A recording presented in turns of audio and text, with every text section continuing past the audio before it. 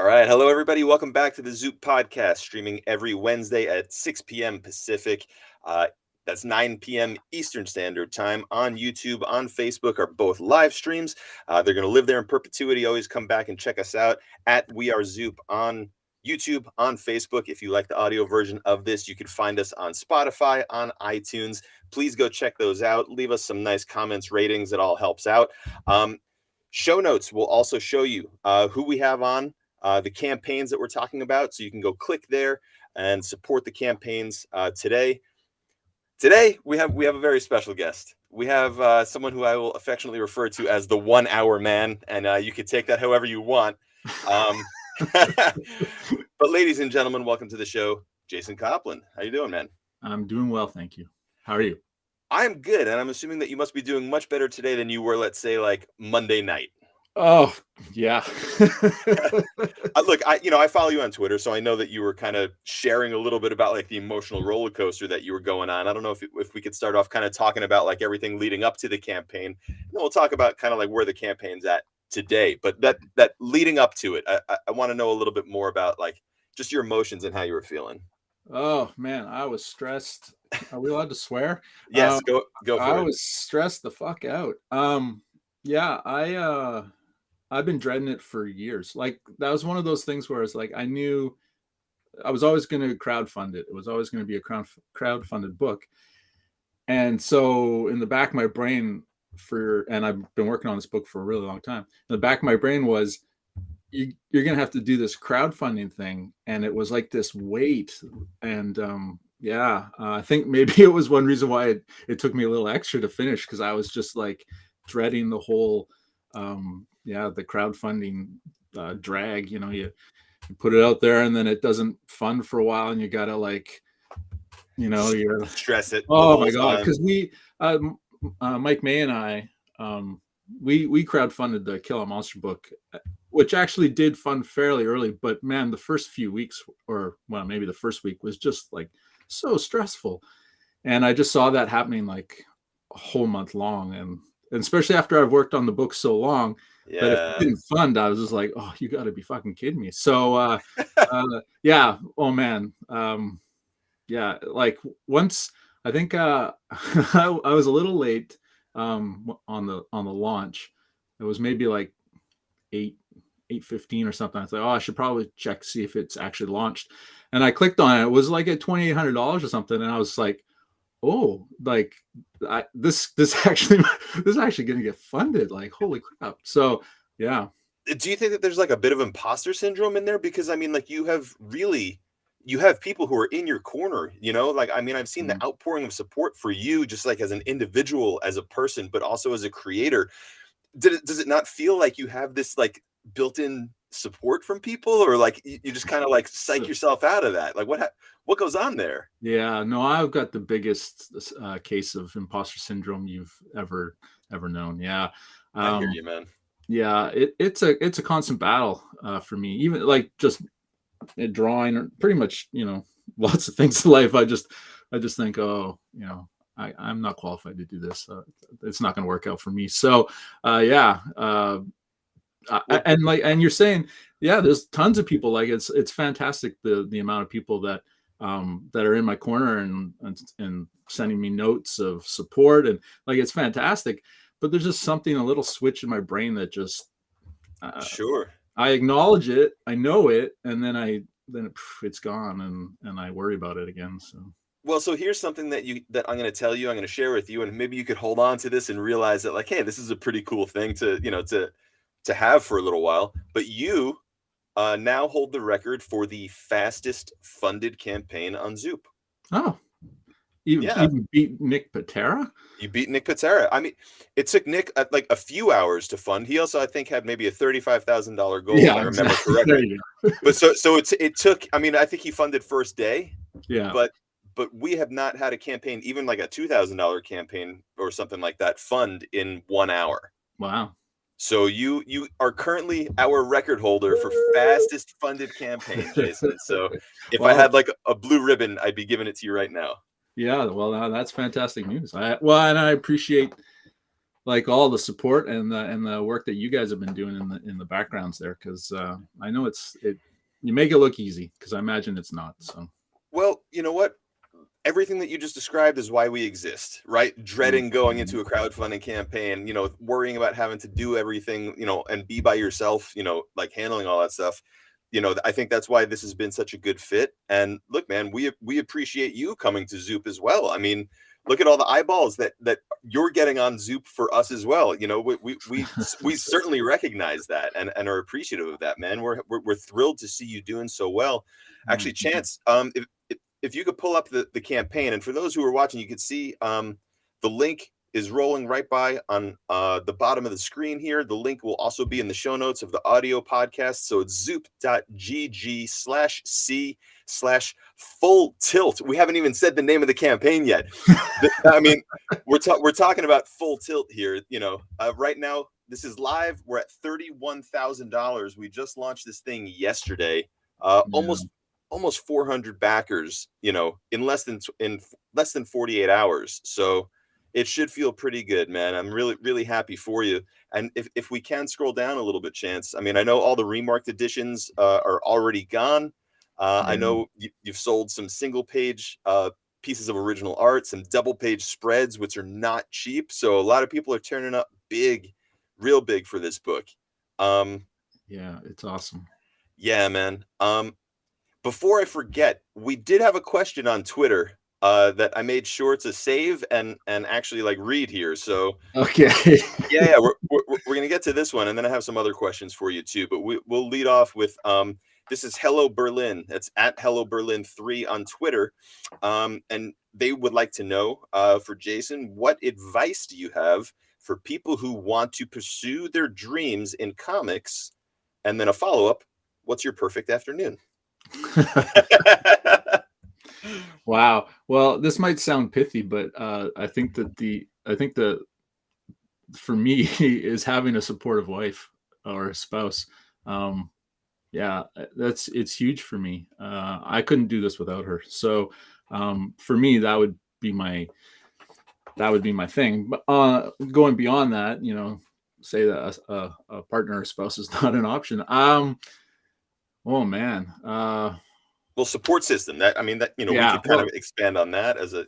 Yeah. Well, yeah. It is a lonely life, drawing, in my studio here by myself for hours and hours and hours and days and months and all that stuff. So having definitely the people online when I post I post an image or a page or whatever, having that feedback and feeling part of a community, because I don't really leave my house, and I don't go to shows. I haven't done shows in years. So there's not a real strong connection with a lot of people anymore that, I kind of live here doing my thing. And so the internet and that support group of people that are constantly saying positive things and helping me out, because you start to doubt yourself. 5 years in, you start thinking, like, is it even good? Have I just wasted 5 years of my life?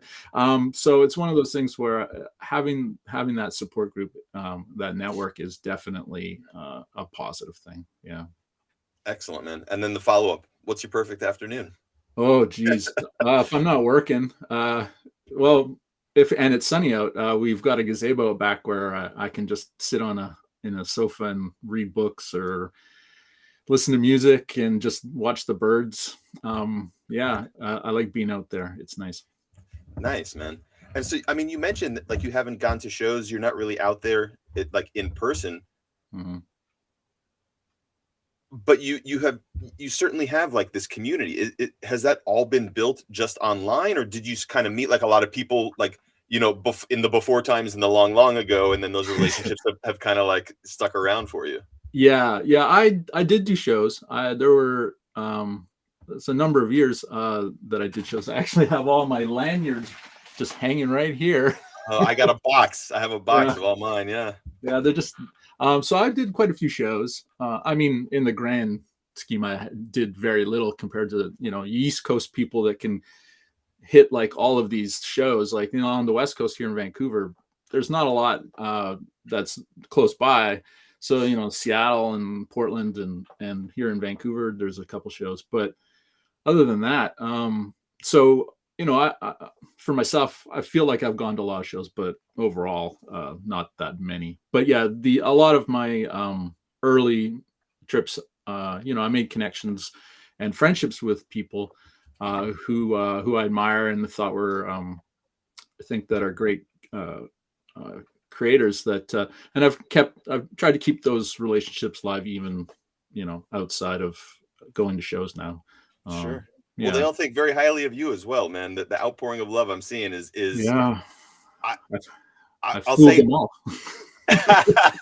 Well, look, man, I'll say it is uncommon to have people rally around an individual the way that people seem to be rallying around you. So you must be doing something right and be genuinely a good person. So, Well, I like to think so. um, you know, you mentioned, I mean, like, I think people are very familiar that, like, hey, this is a book that took a long time to make. It's over 300 pages, I think 320 to be specific. You know, was this the only thing that you've been working on for 5 years, or was there like some other freelance work that popped in and kind of you'd have Mm. to like duck out and work on some stuff and then go back to Full Tilt, or was it just 5 straight years of Full Tilt? Um, there. Oh, hey, Kelly. Um, Kelly, he'll answer that next. Wait, wait 1 second. well, there is not a gazebo in Full Tilt, but you never know. Maybe if I ever do some more Full Tilt, there I'll sneak one in there. I forgot what we were talking about. Oh, so was Full Tilt the only thing that you've been working on for the Oh, past 5 years, or was there some other work that like kind of crept in here and there? right. Yeah. I did a few covers, and I did a fill-in issue. I did issue 3 of Kurt Pierre's Olympia. Nice. Yeah, I think Kurt threw me a bone there. I probably posted saying how broke I was, and then he offered me an issue, which was fantastic. But other than that, no, it's pretty much been me. And but then that's where the supportive spouse comes in, because Sure. my wife has a decent job, so it's not like you know, we're destitute or anything. So it allows me the opportunity to focus on this work. What's that Yeah. conversation like? How do you make that decision of like, hey, honey, I'm not going to make any money for a long time, so I could focus on this. You know, and is Yeah, she just like, cool, man? she you know, I'm probably misremember this, but I actually think that she pushed me and said it's time for you to do your own thing. Oh, wow. Because I had been talking about it, you know. That's sort of always been the goal, I guess, in the back of my mind, was to be an artist and a writer. Most of the books that I really enjoy are, you know, writer artist books, you know, kind of a single vision sort of standpoint. That's not the shit on writers, but it's one of those things where I feel that the books that I really enjoy seem to be from a singular voice as opposed to a collaboration. So I think in the back of my brain was always like, well, that's sort of where I want to go. And there was a bit of a lull. I had finished the Dread stuff, and I was kind of thinking, well, you know, what do I do now? And I'm pretty sure it was Jag. It was just like, it's time to do your own thing. So yeah, so I think she was sort of the catalyst for that. Well, and just following up on that and kind of like looking at the aesthetic of Full Tilt. I mean, I noticed the Sin City poster behind you. I mean, is basically Sin City Frank Miller in terms of being the singular vision, and in terms of the aesthetic, is that your Yeah. biggest influence, or certainly can count amongst Oh, your influences? yeah. No, Frank Miller is probably the biggest influence on my work. Yeah. I've always got, and then I don't have it. Well, here's on the side of my table, I've got my, you know, my Dark Knight Returns, and I've got my Ronin here somewhere. It's always around. It's buried Oh, sure. underneath some stuff. That's the book that really got me interested in actually drawing comics. I liked comics before. I read them and I thought, oh, these are kind of cool. But it was Ronin. Oh, yeah. Yeah, it was Ronin. That was the one where it's like, oh, this is what comics can be, and it's just expansive, and Yeah, and I didn't understand it. I probably read that book like 3 or 4 times before I actually started to kind of put stuff together, because it was all like the pacing and the narratives being interwoven and stuff. And young Jason was just like, I don't know what's Yeah, but kind of going on, but it looks fantastic. And yeah, so then I was hooked for that. Ronan was it. I don't think you're the only one, man. I've read that before, and I wasn't quite sure what I was reading as well. So, have you ever got a chance to meet him, Frank Miller? Oh, very briefly. When I was at what was it, San Diego Comic Con, we are doing the bar con, and there I am, I'm liquored up, and I'm chatting with some friends, and I look over, and there's Frank Miller, and he's coming into the bar, and he's got four security dudes around him. Really? And yeah, and he was I think that was when he was starting to have some serious health issues. Yeah. This is like maybe like 2008, something like that. And I had enough liquid courage in me that I just decided I'm gonna go up and just shake his hand. And so I did. I pretty much just like bum rushed him. I just like walked in past this guy's like real fast, and I shook his hand, and I spouted something like, "Mr. Miller, you're the reason why I do comics. Ronan was the biggest influence on me." And I shook his hand, pumped it like maybe like 4 times, said my thing, and I was gone. That was it. And I don't even think he heard it. I don't even know if he understood it. But I was that guy that just, I'm gonna meet him, but I don't want to like find out that he's a dick or anything. Like, I don't want to have a negative. I just want to shake his hand and go. And that's exactly what I did. I was just like, okay, I'm gone. Did you ever think to reach out to him for a pull quote or send him like a copy of Full Tilt?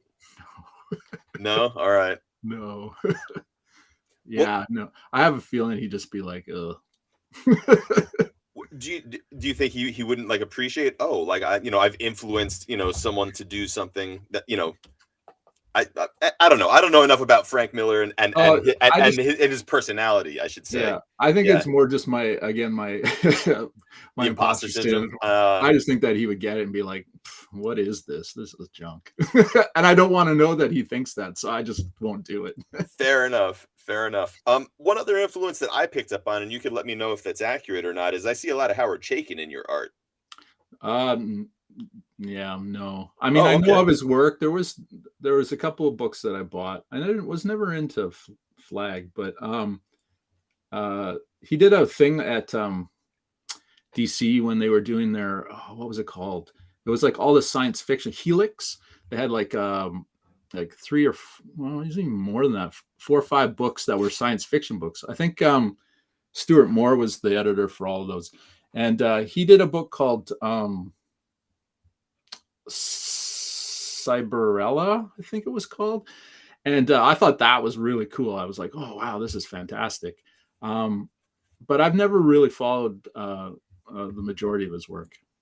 Fair enough. Yeah. So look, I mean, we have, still 28 days left on this campaign. And for people watching, listening, go support it. zoop.gg/c/full tilt. 320-page hardcover edition of a labor of love that took 5 years to make. It is finally out there. Chance, thank you so much. Some gorgeous artwork that's showing up on the screen right now. Sorry for our podcast listeners who might not be seeing this, but then you're just gonna have to buy the book. That's what you got to do. But so after this campaign, I mean, like, the great thing about a campaign like this is, like, hopefully we're putting some of those fears and those like imposter syndrome feelings behind you, because by all accounts, even if this campaign stopped tomorrow, this is a very successful campaign. We know that that's not going to happen. We're going to keep shooting for the moon, try to keep this puppy going as long as we can. But do you have a plan for after crowdfunding? Are you thinking about trying to find a publisher, or how else to potentially monetize Full Tilt? And this is, something other creators might be interested in knowing, because, there's always like, what happens after a successful crowdfunding campaign? Well, my plan was always just to crowdfund the book. I honestly didn't think, I didn't think that it would be nearly as successful as it's been so far. So I just figured that I would make enough money to cover the printing and the shipping, and get it to a few, like maybe 150 people, 200 people maybe, and have a copy for myself. That was my main goal, and it's always been my main goal for this book, was just to have it in my hands and say, I did this. Now, Yeah. now it's a massive thing, and I have had publishers. Well, I mean, I had publishers reaching out before, but one of the things that I wanted to do with this book was do it on my own. I didn't want any sort of influence in terms of editorial, yeah, I was going to do what I was going to do, because like the 2-page spread thing, I haven't even counted it. How many? You have a lot. Yeah. I've got a lot. And I don't know if there's a whole lot of publishers that would be like, oh, we're really cool with you doing that. Like they might be, but they also might be like, oh, well, maybe you should cut that, or maybe you should rethink that. Or so this was my opportunity to do whatever I wanted to do visually. Sure. Well, and story-wise too, I guess. But this was like this is my Ronin. Like I'm going for it. I'm just gonna, we'll just see where the chips fall. So so it was always just going to be something that I never thought it would go to close to 400 people. So counting. It's only been 2 days, man. So well, they might all cancel. Who knows? Stop. I know. But so there I am just talking. Wait, so have publishers have reached out since launch? Well, yeah, I had some before, and I said, I'm not interested in talking while I'm working on it. And then I've had a couple the last day and a half. So that's amazing, man. That's really cool. Well, can I ask it? Because I haven't read the story, right? This is 320 pages. Like literally, like you and your editor, I believe you said, were the only two people who have actually like read and seen this whole story. Yep. What would it be able to be broken down into, trades or single issues or oversized single issues? But like, are there sort of breaks where you could break this down into smaller bites, I guess, to like find another format, maybe through a publisher? Is that even something that's possible? It's possible. I didn't write it as individual issues. Sure. But maybe because of the way I read lots of comics or I watch lots of movies, the 3-act structure is like, the book can actually be broken almost exactly into 100-page chunks. Like the breaks fall really close to being 100 pages each time, and that was just by accident. I didn't plan that at all. So it could be broken into 3, but they would be about 100 pages, which I guess is sort of what a trade is. That makes it. And I'm not trying to pressure you into anything that you don't want to do. I'm just genuinely curious, Yeah, no, that was one of what some of the publishers that I talked to were kind of pushing for, was like, well, can we break this into little things? And I'm a stick in the mud. I kind of saw this book always as just one big book. So even being asked semi-seriously by a publisher, can we chop this up? I was like, no, I don't think so. I don't think that's what I want. Sure. I don't think that the reading experience will benefit. So would you be okay with like a soft cover in the future, or an oversized slipcase hard cut, like multiple different? I don't know, but because I think that there's so much more here than. And don't get me wrong, I'm not trying to downplay crowdfunding, because that's what we do. But I mean, you're shitting where you eat right now, buddy. No, but the thing is, because I know that people are seeing this as a success, and I know that there's interest in it, and that goes beyond the, let's say, few hundred to maybe 1,000 people that will back it, on Zoop. That there's legs to it, and I don't know. Maybe this isn't the right forum for that kind of conversation, but I think it all just really just is to say, like, it's crushing. Congratulations. Like, I'm glad that like you mentioned, that this is like not at all what you thought it would do. So I'm glad to as someone who's been helping with this, I'm glad to hear that this is hopefully exceeded expectations so far, and will continue to just get larger and larger, man. Yeah, no, it definitely has exceeded any expectations I had. And the best part is you're not going to have to worry about packaging them all up. We got you covered.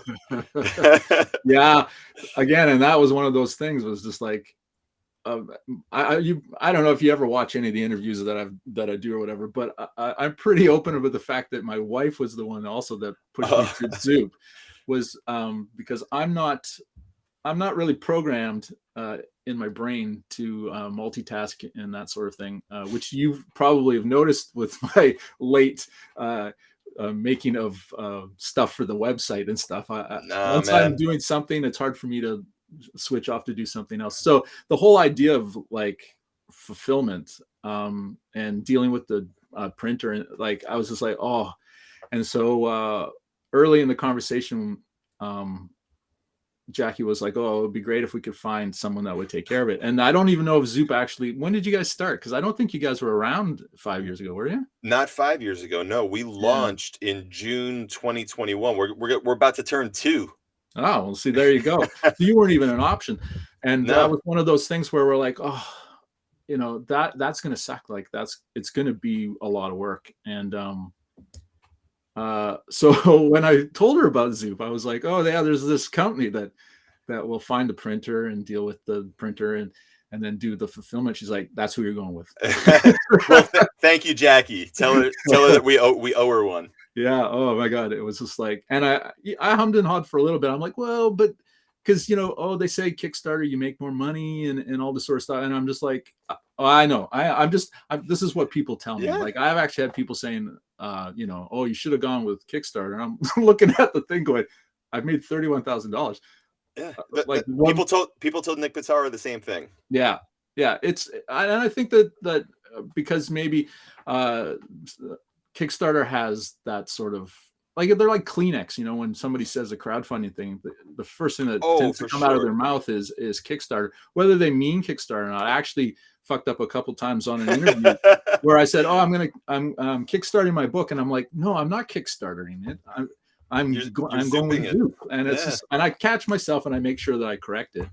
But it's just sort of like, it's like this weird, that's like, oh, hand me that Kleenex. They don't say tissue or Scott's tissue, whatever. It's just sort of this catch-all thing. And that'll change. You guys are going to change stuff. Well, campaigns like this is what helps it change. So, well, again, man, we appreciate you as well. No, yeah. And I'm buttering you up because I have sort of a shitty question to ask. Which is it honestly, like I'm debating whether or not to even ask it, just because, like, I know you're riding this high. You just finished Full Tilt, and my question is, have you given any thought to what's next? Well, I feel terrible asking it, but yeah. No, that's it's fine. So Michael and I are going to do more Kill Monsters. So Michael May has actually been very patient and waiting in the wings. I thought that I was going to finish this book probably, well, in the ash can, I said that the book was going to be done in crowdfunding in the fall of, or was it the winter of 2019? So, but then that was back when the book was about 120 pages in my brain, and then it just kept expanding and getting bigger and bigger. But there was a point where I was like, oh, Mike, I think I should be ready to go in the winter of 21. So maybe start writing it. And he's like, yeah, okay. And so then he wrote an entire script like this, and not just like a 30-page comic, like we're talking like a trade sort of thing. And so he wrote it, and then that it's taken me 2 more years man. But yeah, once this is off my plate, once I've done all the commissions and I've done all the drawings for the books, the remarking stuff, then I can shift over to Full Tilt, or sorry, to I can't even get it out of my brain. It's been there for 5 years. Yeah, man. I'll be on to Kill All Monsters. And so I don't know. Actually, I haven't read the script. I have no idea how long it is, because I love Mike and I trust him fully, and we'll just go with whatever he wrote. So we'll do that, and then while I'm doing that, I'm kicking over ideas for my next book, which would be just me. I'm going to write it and draw it again. So awesome. My pattern is sort of like, and I haven't told Mike this, but my pattern is going to sort of be do a solo book, do some Kill All Monsters, Yep. do a solo book, do some Kill All Monsters, and just kind of back and forth, so that it gives me enough time to formulate new ideas for stuff while also making kick-ass giant robot versus giant monster books. So to me, that seems like the perfect kind of balance, back and forth sort of thing. That's awesome.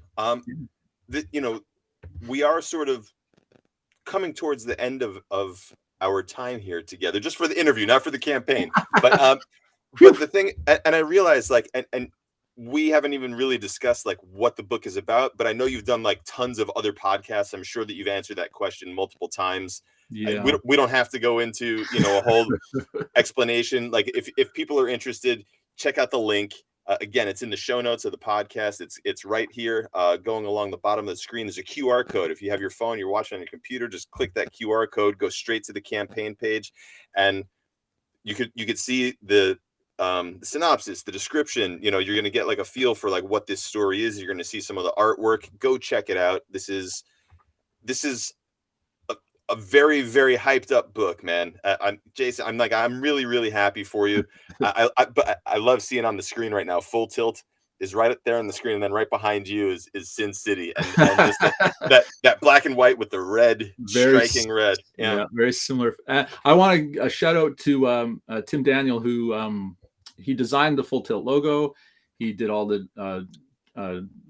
dress trade dress for it.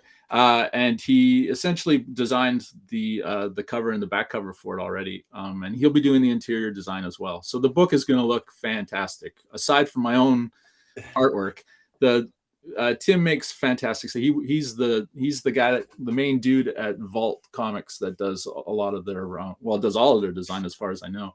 And their books always look so fantastic. So and Tim he's a close friend, and he's a great guy. So it's a pleasure to work with him, for sure. Nice shout. Anyone else on the book that we need to give a holler to? Troy Pateri's lettering it. Troy has been doing well. He's been in the industry forever, and he does. Sure. I think he letters like all the Top Cow books, and he's been doing work with Silvestri, doing Batman, and he works with Wade all the time. And yeah, he's top notch. He's fantastic. That's amazing. Then my editor was James Powell, who edited some Kill All Monsters as well. And James is a very keen storyteller, and he didn't let me get away with anything. He made sure that everything worked out. So so yeah, shout out to James too. Yeah. I'm gonna wrap up the way we typically do with my two questions. I feel like I have an answer for the first one already, but okay. If you had a dream collaborator, someone to work on a book with, who would it be? You were probably thinking Miller, but I was. I don't think that honestly, I think Mike May is my dream guy. That's awesome, man. It's weird. I don't really have aspirations to work with someone else like famous and stuff. There's a local writer, Lonnie Nadler. He lives here in Vancouver. Been chatting with him about maybe I have like a kind of a body horror idea. The thing is, I have a premise, but I don't have a story, and so and Lonnie's right into all that horror stuff. So I think that he would have a story for it. But we're still we haven't had the discussion yet. We're gonna have some beverages in the gazebo this summer, and maybe we'll work something out. But nice. Other than Lonnie and Mike, I don't know. Yeah. Fair enough, man. Fair enough. And then the other question is, what's your desert island run? You're stranded on a desert island. Like, what's the one book or omnibus or 50 issue run that you take with you? Is it Ronin? Yeah, it's gotta be. It honestly has to be. I look at that book almost daily. Wow. Yeah. And I've got it in single form. I have it in trade form. I have it in absolute form. I have the artist edition. Yeah. I have it on a PDF, like the Comixology before they went tits up. So I've put my money into this franchise. Oh, hopefully. Well, actually, I haven't read any of the new stuff, but I don't think I don't think I want to because Ronin's just. nothing needs to mess with my thoughts about that book. So understood, man. And where can people find you online? What's your handles across socials? Oh, I'm at Jason Copland everywhere. That's my thing. And jasoncopland.com. Yeah, without the E, because I called you Jason Copland because I didn't realize that it was Copeland. I'm sorry about that. I've stopped correcting people over the years. I'm just like, whatever, it doesn't matter. Gotcha. So yeah. Jason Copland, but it's Copland. Yeah. Gotcha. Yeah. I don't know. Someone in my ancestry, when they came over from Ireland to Scotland or something, they didn't know how to spell or something. So. Yeah, no, I know there's all those stories, Ellis Island, that they just like wrote the officers there just wrote down whatever they heard, they scribbling whatever, so they could have missed the E, and then all of a sudden it's Copland, but still Copeland. And any one last message that you want to give to people who maybe have not yet backed this book? What do you want to say to people before we head out of here? Oh man, you're missing out. It's going to be a fantastic book, and it's not only is the story and the art fantastic, but I think that it as an object, oversized, hardcover, and the cover by Tim it's going to be a beautiful looking book. So, and I mean, I know that we started off this this podcast. I think we were like 31-1. We are now at 31-2. So 387 backers, well on our way to 400 and then some. This is going to be an exciting one to watch, Jason. I'm really happy for you. Wishing you all the best, all the successes that we could bring your way. Thank you for your time today. I know you have tons of other podcasts to be doing, so appreciate your time. Good talking with you, bud. Yeah, man. Thanks so much. Chance, you could take us out, man.